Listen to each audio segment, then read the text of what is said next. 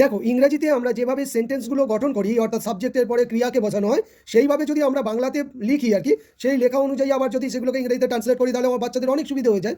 আমি সেই রকম কয়েকটা সেন্টেন্স নিয়ে আজকে তোমাদের সাথে আলোচনা করছি। তোমরা লক্ষ্য করো, আমরা পুরোপুরি বাক্য অনুযায়ী কিন্তু সেন্টেন্স গঠন করব। আই মানে আমি, করি না ডু নট ডু, অভিনয় অ্যাক্টিং। আমি আই, পারি ক্যান, হাঁটতে ওয়াক। বাঘ দ্য টাইগার, ইজ হয় শিকারী পশু, এ হান্টার। তোমরা প্রিডেটরি অ্যানিমেলও বলতে পারো। তথায় আছে একটি বিশ্ববিদ্যালয় যাদবপুরে, there is a university in Jadavpur. পিঁপড়ে দ্য হ্যান্ডস আর হয় খুব ভেরি ডেলিজেন্ট পরিশ্রমী। মেয়েটি দ্য গার্ল ইজ হয় লাজুক সাই। দ্য বুক বইটি ইজ হয় আমার mine.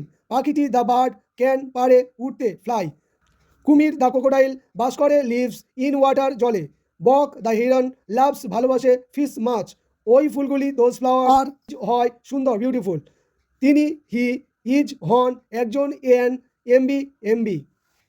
If this video helped you, don't forget to like, share and subscribe. Thank you very much for watching this video.